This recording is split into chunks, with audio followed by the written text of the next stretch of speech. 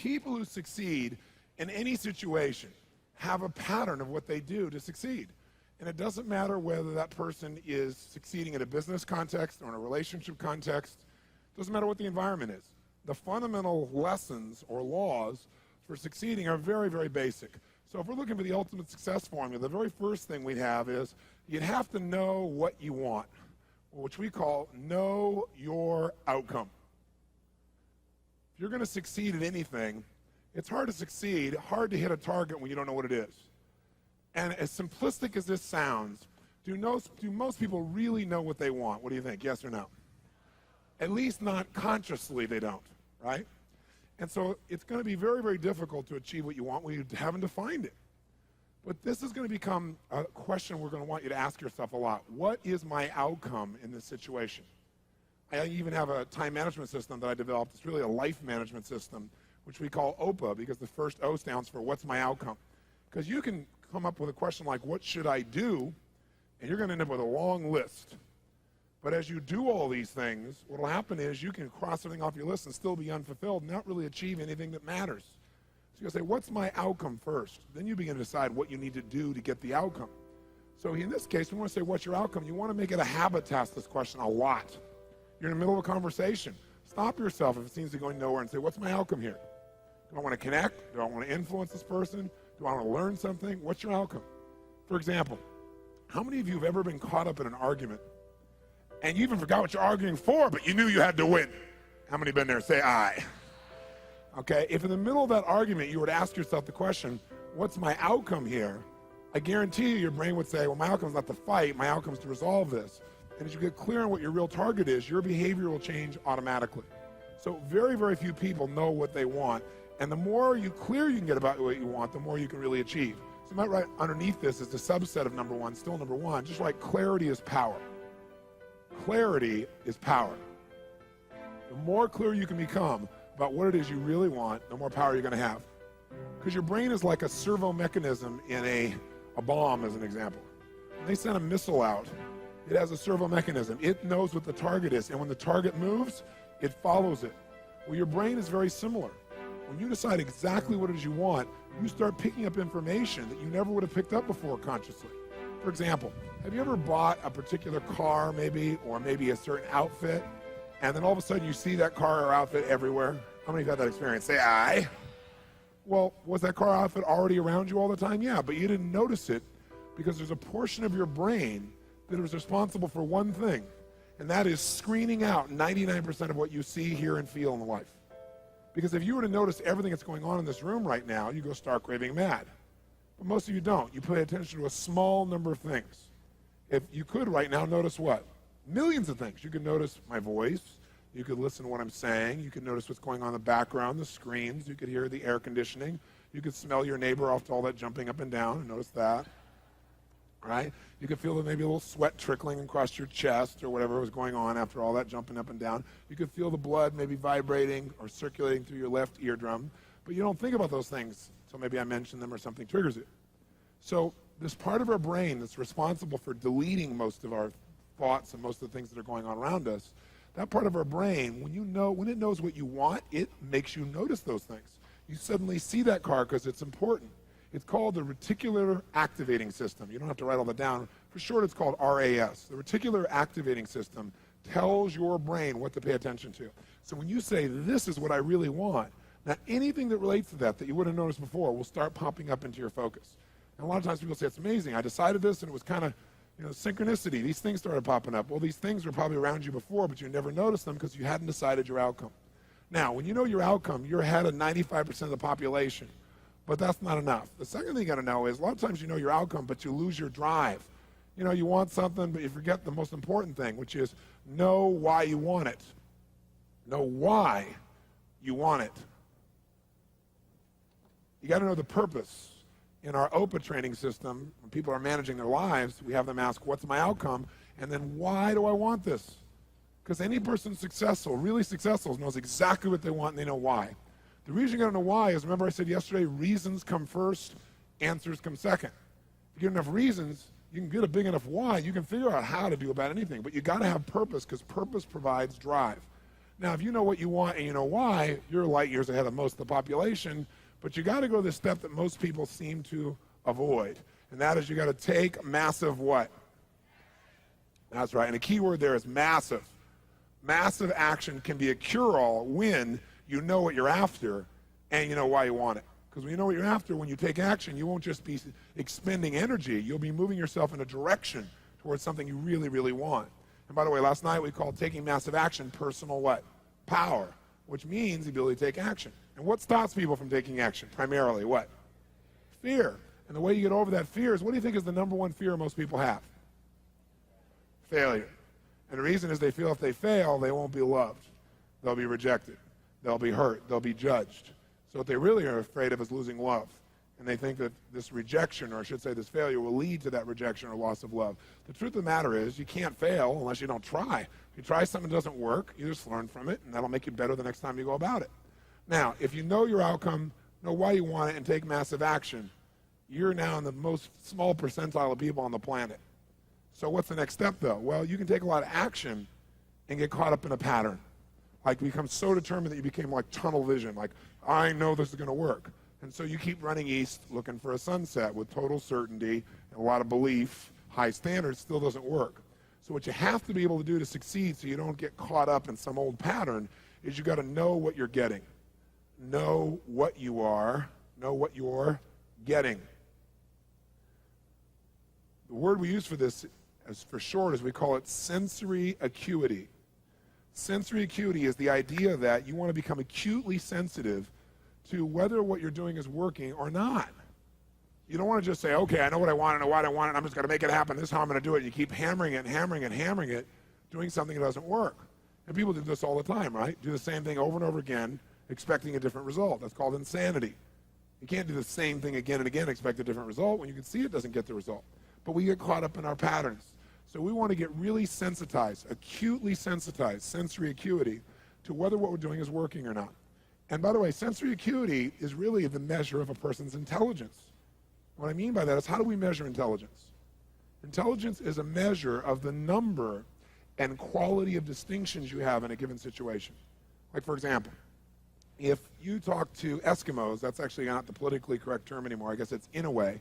If you talk to an Inouye, what we formerly called Eskimos, you'd find out that Inouye have more than a dozen words for the word snow. More than a dozen. Now, I'm from Southern California. Guess how many words I have for snow? One. I don't see any of it. It's called snow, baby. Right? But they got to know what kind of snow. They got to make more refined distinctions to be effective in the world, to get their outcomes. They got to know what kind of snow you can build an igloo out of, what kind of snow you can take your dogs through, what kind of snow you can eat, right? What kind of snow you're going to fall through. So who has more intelligence, who has more power in that snowy environment? The Eskimo or me? Which one? Eskimo, because they have more sensory acuity. They have more refined distinctions about what each of these elements mean versus I just see it as snow. Now, if you took that Eskimo and you stuck him in my car in Los Angeles, then we'd find out that maybe I have a little more intelligence because he might try to steer the thing using the rearview mirror, right? He just doesn't know. So since he doesn't have that acuity, he doesn't have those distinctions, he wouldn't do terribly well there. See, some people I could hold this up and I could say, what is this? And they'd say, well, it's a cylinder. Other people say, no, that's a blue, white, and black cylinder. Someone else says, no, that's a blue color marker. A few people say, no, that's not just a blue color marker. That is a Pilot super color, bright and wide color marker, and if you get it in your clothes, it'll never come out. Now, which one of those people has more power? 1, 2, 3, or 4? 4, because they have the largest number of distinctions. So now, if you know your outcome, you know why you want it. You got your purpose. You got your drive. You got your A, an OPA. This is outcome, purpose, action. You know the massive action. You're taking action, and you notice if it's working. What happens if you notice it's not working? You're taking action, but it's not getting you closer to your outcome. What's the obvious fifth step? The fifth step is change your approach. Change your approach. If what you're doing, your acuity says is not working, change it. Now, what if you change your approach and that's still not working? Then what would you do? What would you do? Come on, what would you do? Change it again. Keep yourself in a peak state. Sit up in your chair. Some of you have gone back into that deep hypnotic state of learning, I can see. And what if you tried that and it didn't work? Then what would you do? What if that doesn't work? What do you do? And what if that doesn't work? What do you do? What if that doesn't work? What do you do? What if after all that it still doesn't work? What do? And what if you try that and it doesn't work? How many times? Until you find out what works. Do not say to yourself, I've tried everything. That's bull. If you tried everything, you'd have what you want. Well, I haven't tried everything, but I've tried millions of things. Millions? Number them, name them. Well, maybe tens of thousands. Tens of thousands? Name 1,000. Well, maybe 100. Name 100. Well, maybe I did these 2 things over and over again that don't work. Okay? But when we start saying, I've tried everything, we tend to incant that, don't we? We make it an incantation, and then we believe it. And since we think we tried everything, we just give up. That's garbage, not true. Hey, let me ask you a question. How long would you give your average baby to learn how to walk? You know, before you shut them off and didn't let them try anymore. You go, what are you, crazy? My kid's going to keep trying until he or she walks. Ah, magic formula. You know, almost everybody in the whole world walks. Okay? So this is the ultimate success formula. It comes down to knowing what you want, why you want it, taking massive action, know if it's working, and simply changing your approach until you get it. That's it. Anyone who succeeds does this. They may not call it Robbins' ultimate success formula, but I guarantee they did it. I mean, corny example. Thomas Edison, these lights in here. Did this guy know his outcome, yes or no? Yes or no?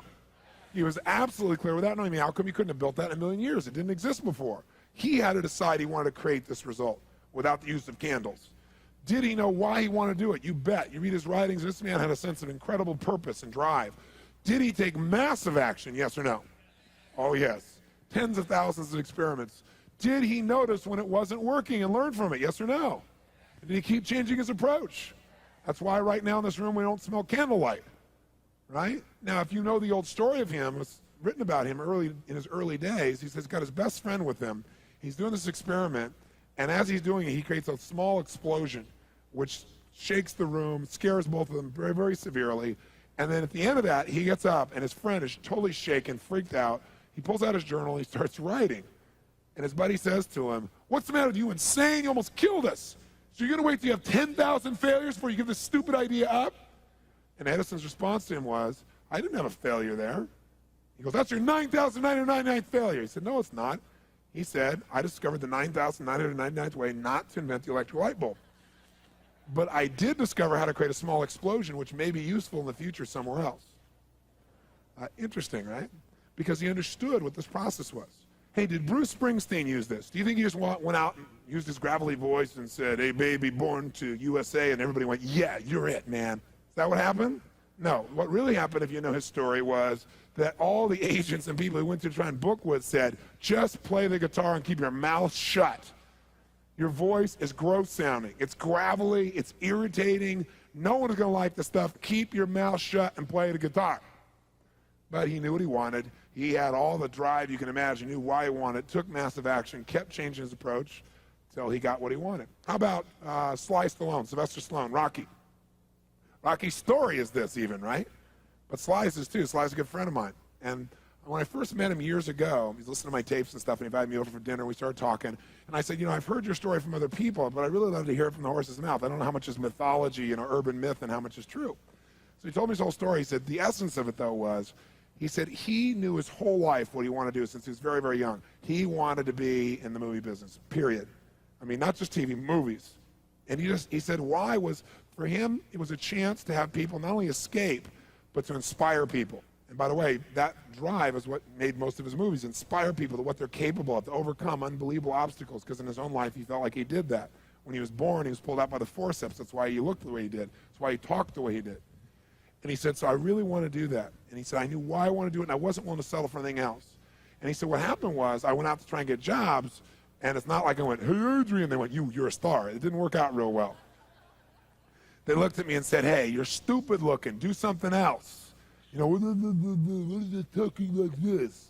There's no place for you in that stuff. You're never going to be a star in the movies. You're insane. No one's going to want to listen to somebody who looks dopey and talks out of the side of their mouth, right? And he got no after no after no after no. He said, I was thrown out more than 1,500 times of agents' offices in New York. I said, there aren't 1,500 agents in New York. He said, I know. I've been to them 5, 6, 7, 8, 9 times. He said, remember one guy went in there, and I got in there at 4 o'clock, and he wouldn't see me, so I stayed there, and I would not leave. And I stayed overnight. They came back the next morning. I was still sitting there. He said, that's how I got my first job. The guy said, fine, come in here. And he sat down and he went through this and he gave me my first movie. I said, oh, really? I thought Rocky was your first movie. He said, no, this other movie, I'd never heard of it. He said, I said, well, what character did you play? He said, well, I was in it for about 20 seconds. I was a thug that somebody beat up. He said, because they made me feel like, you know, people hate your guts. You getting beat up will be a good thing. And he did like 3 movies like that. Never got anything. Kept going out. Rejection, rejection, rejection. So finally he realized it wasn't working. So he changed his approach. He said, I was starving, by the way. He said, I couldn't pay for even to have heat in my apartment. My wife was screaming at me every day to go get a job. I said, well, why didn't you? He said, because I knew that if I got a job, he said, I'd get seduced back and I'd lose my hunger.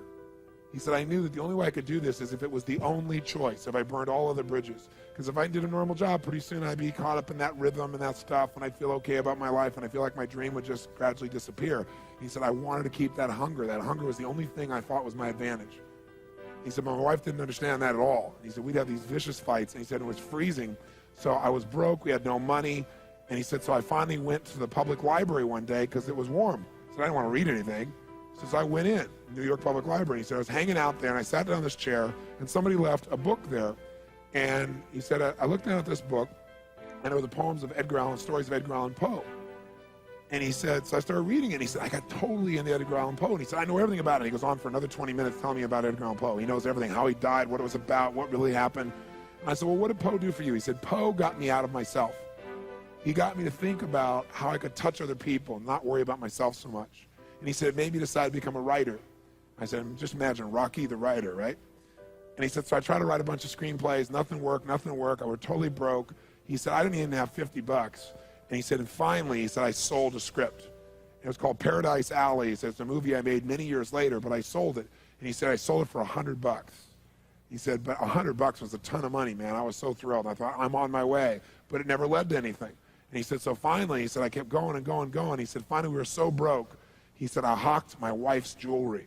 He said, Tony, there's some things in life you should never do. He said, that was basically the end of our relationship. She hated my guts so much. He said, now we were so broke, we had nothing, no food, no money. And he said, the one thing I loved most in the world was my dog. He said, I love my dog because he gave me unconditional love, unlike my wife. And he said, so what happened was, though, we were so broke that to survive, I couldn't even feed my dog. So I went to a liquor store. He said, it was the lowest day of my life. And I stood outside the liquor store trying to sell my dog to strangers. He said, I tried to sell my dog for 50 bucks. And he said that finally this one guy negotiated with me and bought my dog for me, my best friend on earth, for $25. He said, I walked away from there and I cried. He said, it was the worst thing that ever happened in my life. He said, 2 weeks later, I'm watching a fight between Muhammad Ali and Wepner, this white guy that's getting bludgeoned but just keeps on coming even though he gets the hell beat out of him. And he said, I got an idea. He said, as soon as the fight ended, I started writing. He said, I wrote for 20 straight hours. I did not sleep. I wrote the entire movie in 20 hours straight. Right then. Saw the fight, wrote the movie. Whole thing, done. He said, I was shaking at the end. I was so excited. He said, I really knew, man. I knew what I wanted. I knew why I wanted it. He said, just like you teach that formula. He said, but I said, man, I took the action. Now it's time to deliver. And so he said, I went out and started trying to sell it to agents. And they all would read it, and they'd say, you know, this is predictable. This is stupid. This is sappy. He said, I wrote down all the things they said, and I read them the night of the Oscars when we won. Right? He said, it was really good, right? The greatest revenge is massive success. And he said, so what happened was, he said, I kept going, trying to sell it, nobody going, I'm broke, I'm starving. He said, finally, I meet these guys, they read it, and they believe in the script, and they love it. And they offer me $125,000 for my script. I said, oh my God, you must have been out of your mind. He said, I was. I said, just one thing though, guys, you got a deal based on one thing. And they said, what's that? He said, I got a star in it. They went, pfft. What are you talking about? You're a writer. He said, no, I'm an actor. I said, no, you're a writer. He said, no, I'm an actor. That is my story, and I'm Rocky. He said, I got to play it. You know, I got to be the head person. I got to be the starring role. And they said, there's no way. We're not going to pay you $125,000, take some no name and stick you in that and throw our money away. We need a star, you know? And they want to have Ryan O'Neal play Rocky, to give you a picture.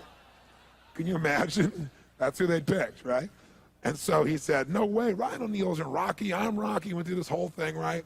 They finally, they said, well, take it or leave it. He said, I left the room. I said, if that's what you believe, you don't get my script, and he left. Here's a man with no money, none. totally broke, offered $125,000 more money he'd seen in his lifetime, and he walked away because he knew his real what? Knew his real what? And why he wanted it. He was committed to it. So he said they called him a few weeks later, and they came and brought him back, and they offered him $250,000 not to star in his own movie. He turned it down, $250,000. They came back, their final offer was $325,000. They wanted this thing. He said, not without me, and they said no. They finally compromised, and they gave him $35,000 and points in the movie, because they said, if this is going to happen, then you're going to take the risk with us. And the bottom line is, we don't think it'll work, but at least we won't spend a bunch of money on you. And then they only spent $1 million to make Rocky, and it grossed $200 million at the time. I mean, it was done pretty well. But what's interesting about this is, I said, what'd you do? I mean, even $35,000, it's not $250,000. That's a lot of money when you don't have 25 bucks. I said, what's the first thing you did? I figured you went out and partied or something. He said, I went to that liquor store for 3 straight days and hoped that the man who had my dog frequented the store. He said, because I want to buy back my dog. I thought that was so cool, right? That was really cool. I said, what happened? He said, third day I was there, this guy walks by, and I see him, and I can't believe it, and there's my dog. And I looked at him, and I said, sir, remember me? And he said, it had been about a month and a half by the time this had all come about. And he said, remember me? You know, I'm the guy who sold you the dog. And I goes, yeah, I love the dog. He said, well, look, he said, I was so broke, I was starving. He's my best friend. I'm sure you love him too, but I got to have him black. Please, I beg of you. He said, I'll pay you $100 for the dog. I know you paid me $25, but I'll give you $100. The man said, absolutely not, no way. It's my dog now. You can't buy him back, right? And Sly said, you know, Tony, you know how you say know your outcome? I said, yeah. He said, I knew it. And he said, I kept changing my approach, so I went $500 for the dog. The guy said, absolutely no way. He said, $1,000 for my dog. The guy said, no amount of money on earth is ever going to get this dog for you. I said, what'd you do? He said, I knew my outcome, right? Because he listened to these tapes, kept to him. He said, I decided to take massive action. He said, I got my dog. I just kept changing my approach, so I got it. I said, what'd it cost you? $15,000 and a part in Rocky. The guy's in Rocky.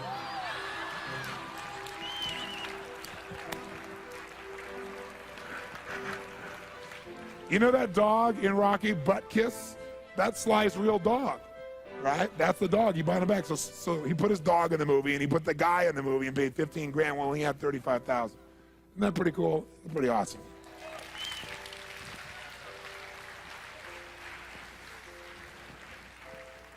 So there's always a way if you're committed. Just got to keep changing your approach.